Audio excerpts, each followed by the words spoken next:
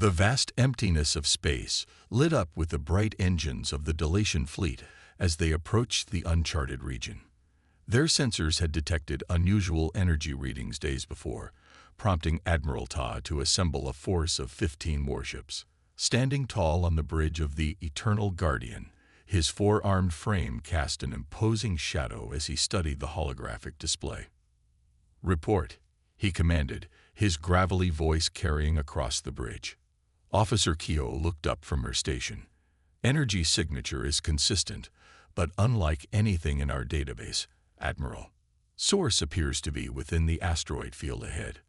Admiral Ta nodded, mandibles clicking with anticipation. The Dilation Confederacy had conquered 12 systems in the past century alone. Each new species they encountered eventually bowed to their technological superiority or faced extinction. This would be no different. "Maintain approach vector. Ready the subjugation protocols," he ordered. The Dilation ships moved in perfect formation, their sleek hulls reflecting the distant starlight.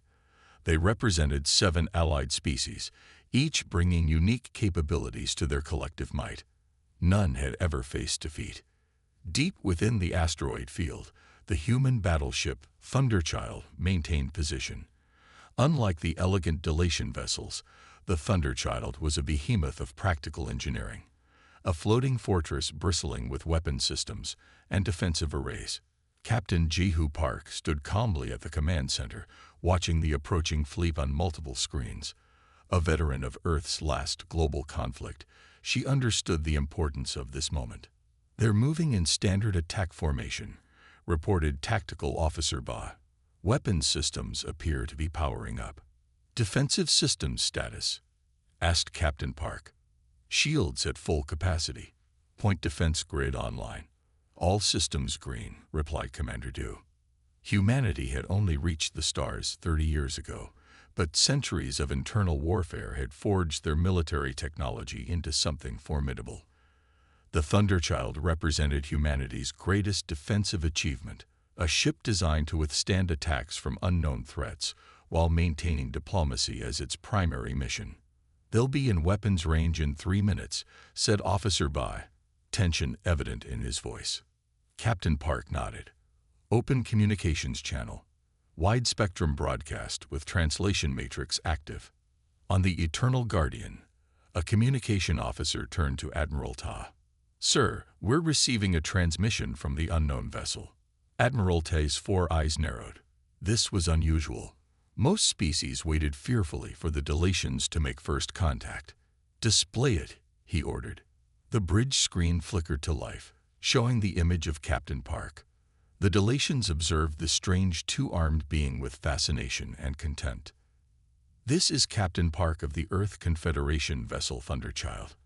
We come in peace and wish to establish diplomatic relations." The bridge of the Eternal Guardian fell silent. Admiral Ta studied the human's face, searching for signs of fear or deception. He found neither. "Scan their vessel again," he ordered quietly. The results appeared on his private display, and Admiral Ta felt his confidence waver for the first time in decades. The human ship's energy readings suggested defensive and offensive capabilities beyond anything the Confederacy possessed. He composed himself quickly. "I am Admiral Ta of the Dilation Confederacy. Your presence in our territory is unauthorized." Captain Park's expression remained neutral. "We were unaware this region was claimed. We're explorers seeking peaceful contact with other civilizations." Admiral Ta observed the humans' calm demeanor despite facing overwhelming numbers. Either these humans were foolish, or they possessed confidence born of genuine strength. "Our scans indicate your vessel is heavily armed," he stated, watching for reaction.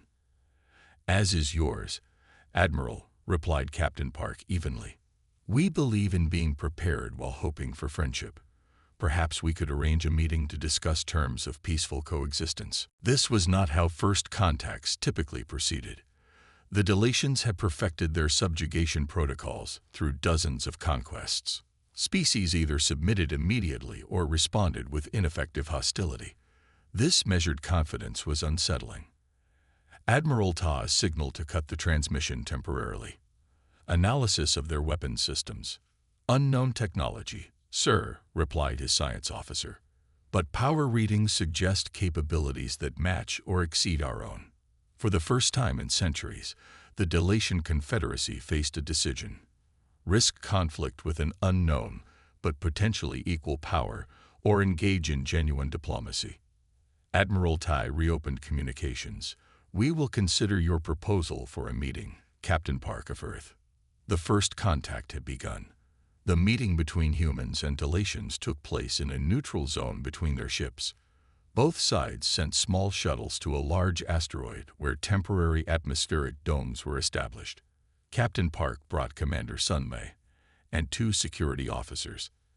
Admiral Tai arrived with his second-in-command and Lieutenant Dong, a young officer from a warrior clan. Captain Park extended her hand in greeting, a human custom of peace and respect. Admiral Ta stared at the gesture with confusion. We do not touch during diplomatic meetings, he said, his translator converting his clicks and whistles to human language. Such actions suggest submission in our culture. Captain Park lowered her hand. I apologize for the misunderstanding. On Earth, a handshake shows respect between equals. Admiral Tay's 4 eyes blinked in sequence. Equals? That is a generous assessment of your position. The meeting continued with both sides explaining their history and territory. Humans described their home planet and recent expansion to nearby stars. The Dalatians spoke of their 7-species alliance and vast territory, spanning dozens of systems. When Captain Park mentioned Earth's hope for peaceful trade, Admiral Ta misunderstood. Your vessel appears formidable, but surely you recognize the superiority of our combined fleet, he said, interpreting her openness as weakness. In Dalatian culture, only the desperate spoke of peace before strength was proven. Captain Park noticed his tone changing. Our ship is designed primarily for exploration, with defensive capabilities for our protection. This was a diplomatic half-truth. The Thunderchild was Earth's most advanced warship, but humans had learned that appearing non-threatening often prevented conflict. Admiral Tai conferred with his officers in their native language. Lieutenant Dong spoke passionately, gesturing toward the humans. We have reviewed your position, Admiral Ta finally announced. The Dalatian Confederacy requires your ship and technology as tribute for safe passage through our territory. You will surrender the Thunderchild and serve as technical advisors to our fleet. Captain Park's expression remained calm despite the shocking demand. She had prepared for this possibility. We cannot comply with such demands, she responded firmly. Beneath the table, she pressed a small device activating the Thunderchild's defensive systems. But we remain open to peaceful negotiation. Admiral Ta stood up abruptly. Then negotiations have failed. You will submit or be destroyed. As they returned to their ships, Lieutenant Dong grew increasingly agitated. Born into a warrior family, he had yet to prove himself in battle. A human vessel would make a perfect trophy. On the bridge of his ship, the Swift Strike, Lieutenant Dong watched the Thunderchild through his viewscreen. Despite Admiral Tay's orders to wait for the full fleet to assemble, Dong made his decision. Target their propulsion systems, he ordered his weapons officer. Fire when ready. A bright beam of energy shot from the Swift Strike, directly hitting the Thunderchild. On the human ship, alarms sounded briefly before falling silent. No damage sustained, reported Commander Sunmei, checking the shield readings. Their energy weapon was fully absorbed by our adaptive shielding. Captain Park looked at the tactical display. They fired without authorization from their fleet commander. Target only their weapon systems and disable them. Minimal force. The Thunderchild's targeting system locked onto the Swift Strike. A precisely calculated pulse of energy struck the Dalatian vessel, causing its weapons to shut down immediately without damaging life support or other critical systems. On the Swift Strike, Lieutenant Dong stared in disbelief as his ship's most powerful weapon had no effect. Now his own weapons were offline, leaving him defenseless. Admiral Tay's voice boomed through the communication system. What have you done, Lieutenant? "You fired without orders." Before Dong could answer, a message came from the Thunderchild. "Admiral Ta, this is Captain Park. One of your vessels attacked us without provocation. We have temporarily disabled only their weapon systems. No casualties occurred. We could have destroyed the ship but chose not to. We still wish to pursue peaceful relations, but we will defend ourselves if necessary." Admiral Ta watched the message with growing concern. The humans had neutralized a Dalatian warship with surgical precision, yet showed restraint where other species would have retaliated fully. This was not weakness as he had assumed. It was controlled power. "Perhaps," he said slowly, "we should reconsider our approach to these humans." Despite the controlled response from the Thunderchild, Admiral Ta's pride would not allow him to accept the humans' show of mercy. The humiliation of Lieutenant Dong's ship being disabled so easily burned in his four hearts. The 6 ruling clans of the Dalatian Confederacy had never backed down from a show of force, and he would not be the first admiral to break that tradition. "All ships, battle formation Delta," he commanded, his voice cold with rage. "Target the human vessel from multiple vectors." His fleet of 14 remaining ships moved with practiced precision, surrounding the Thunderchild in a 3-dimensional attack pattern that had broken the defenses of countless civilizations before. "They're positioning for a coordinated assault," reported Commander Sunmaya on the Thunderchild's bridge. "All 14 ships are powering weapons." Captain Park stood calmly at the command center. "Activate full defensive protocols. Prepare countermeasures, non-lethal targets only." The Thunderchild's systems hummed as power redirected to its advanced defensive grid. Unlike the sleek, aggressive Dalatian vessels, the human ship was built like a fortress, designed to absorb punishment while delivering precise responses. "All ships, engage the human vessel. Show them the might of the Confederacy." Admiral Ta's order echoed across the fleet communication network. The void of space lit up as energy beams, plasma torpedoes, and graviton pulses streaked toward the Thunderchild from all directions. The attack would have vaporized a small moon. But the Thunderchild did not evade. Instead, its outer hull shimmered as multiple layers of overlapping energy shields absorbed the incoming fire. The adaptive defense system analyzed each weapon impact and adjusted its frequencies to maximize protection. "Shields holding at 92%, reported Officer Lee at the defense station. "No damage to any systems." Now it was the Thunderchild's turn. Hidden weapon ports opened along its hull, revealing defense systems unlike anything the Dalatians had encountered. Thousands of tiny drones swarmed outward, creating a cloud of autonomous intercept vehicles. Precisely targeted energy beams lanced out, striking weapon systems on the Dalatian ships with surgical accuracy. "Countermeasures deployed," Commander Sunmay announced. "Targeting hostile weapon systems only." On the Eternal Guardian, Admiral Ta watched in growing horror as ship after ship reported weapons failures. The human vessel wasn't just withstanding their combined attack, it was systematically neutralizing their offensive capabilities without destroying a single ship. "Impossible," he whispered as the tactical display showed 12 of his ships already disabled, their weapon systems offline. "No species has ever." "Admiral," Science Officer Hannah interrupted, her voice tense with revelation. "I've completed deep scans of the human vessel and cross-referenced with the biological data they shared. These humans evolved on a high-gravity death world with extreme environmental challenges. Their home planet has radiation levels, atmospheric pressure, and predatory ecosystems that would kill most Confederacy species. They're built differently than us." Tactical Officer Jun studied the battle patterns on his screen. "And their combat tactics, they're unlike anything in our military doctrine. They don't fight to destroy, they fight to control. They're disabling our ships when they could easily destroy them." As the last Dalatian ship lost weapons capability, silence fell over the Eternal Guardian's bridge. The mighty Confederacy fleet hung powerless in space, completely at the mercy of a single human vessel. The communication screen activated, showing Captain Park's calm face. "Admiral Tai, We've disabled your weapon systems only.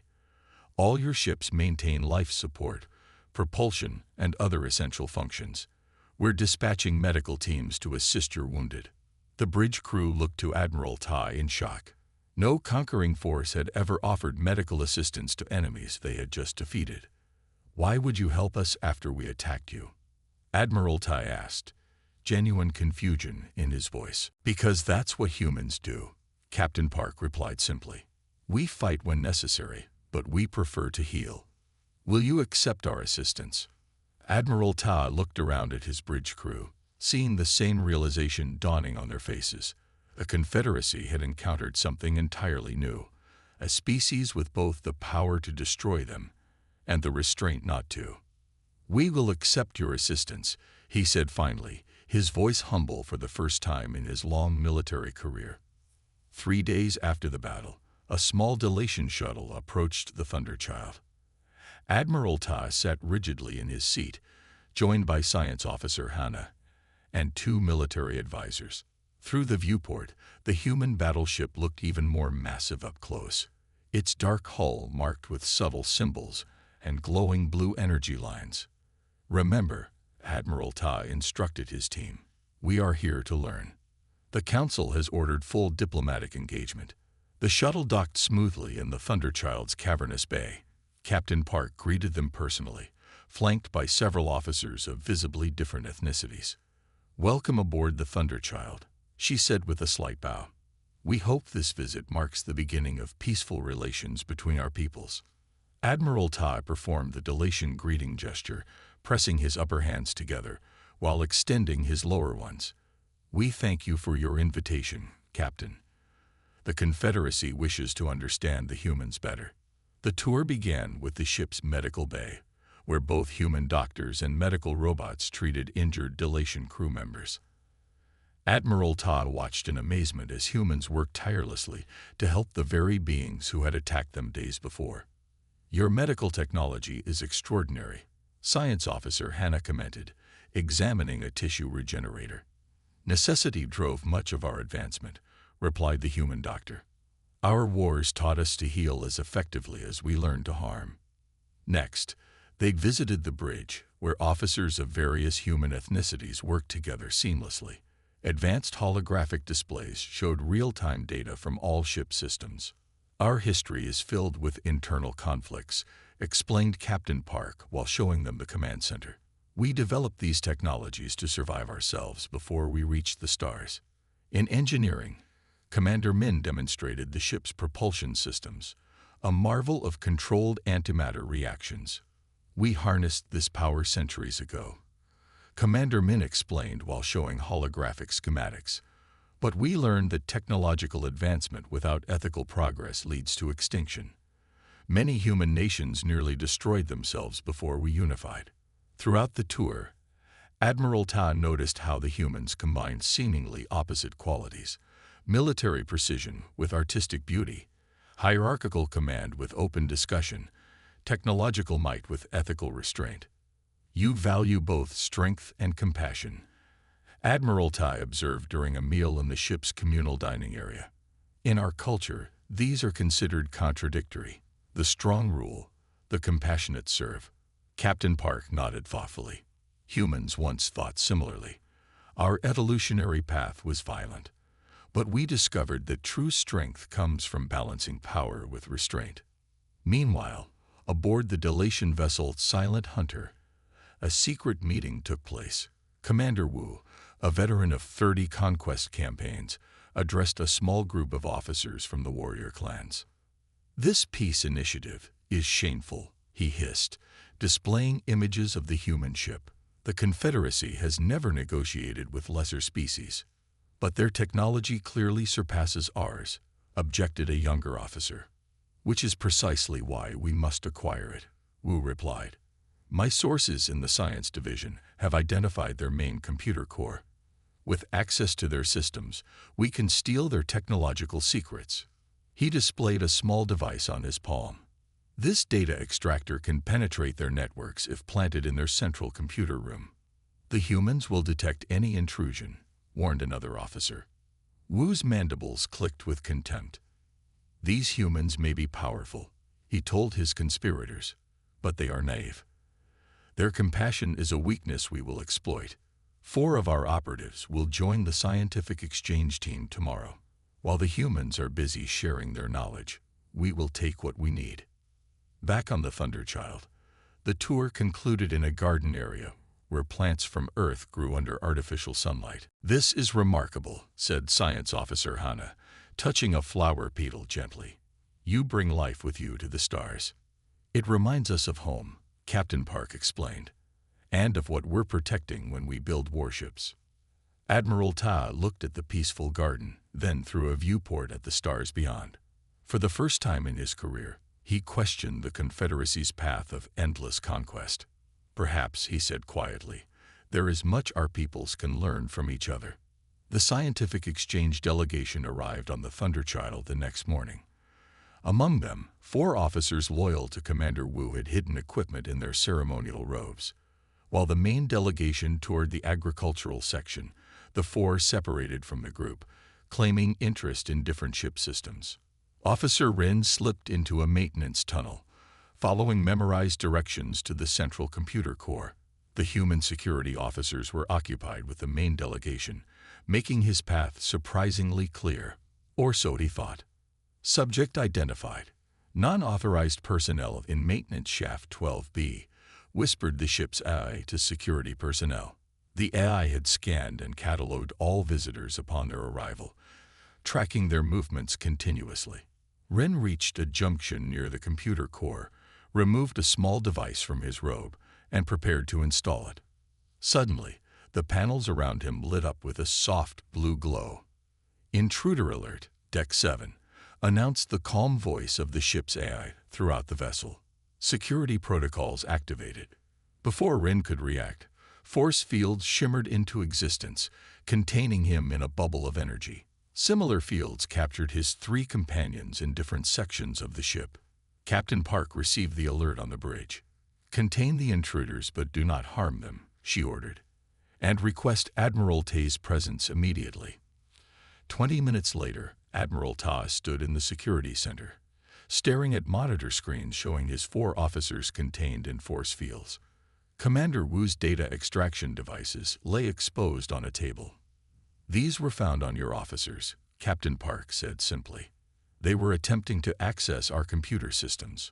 Admiral Tay's face darkened with shame. "I did not authorize this. Commander Wu must have acted independently." "We know," Captain Park replied. "Your biosignatures show you're telling the truth. Our AI analyzed communication patterns among your fleet and identified this conspiracy days ago." Admiral Ta looked stunned. "You knew they would attempt this?" "Yes," Captain Park answered. "We could have prevented them from boarding, but sometimes a lesson must be experienced to be understood." She gestured for him to follow. "There's something I want to show you." They traveled to the bridge, where Captain Park directed the Thunderchild to move away from the fleet toward a large, uninhabited asteroid. "Target that asteroid with main weapons system," she ordered. A targeting reticle appeared on the main screen, locking onto the asteroid floating peacefully in space. "Energy at 20% capacity," reported Commander Sunmei. "Fire," Captain Park said quietly. A brilliant beam of concentrated energy erupted from the Thunderchild's forward section. When it struck the asteroid, the massive rock didn't shatter. It simply ceased to exist, vaporized instantly into a cloud of superheated particles. Admiral Ta stared in shocked silence. "We could have responded like this to your initial attack," Captain Park said quietly. "But that is not our way. This is what Commander Wu failed to understand. Our restraint isn't weakness. It's our greatest strength." For several moments, Admiral Ta stood silently, processing what he had witnessed. When he finally spoke, his voice carried new respect. "Release the saboteurs to my custody. They will face justice under Confederacy law." He paused, then added, "And I wish to propose something unprecedented." 2 days later, aboard the Eternal Guardian, Admiral Tai addressed the assembled fleet commanders and the human delegation. "For centuries, the Delation Confederacy has believed that power comes from domination. Today, I am authorized by the High Council to offer something we have never offered before. The Delation Confederacy offers alliance terms to humanity as equals. Murmurs spread through the assembled officers.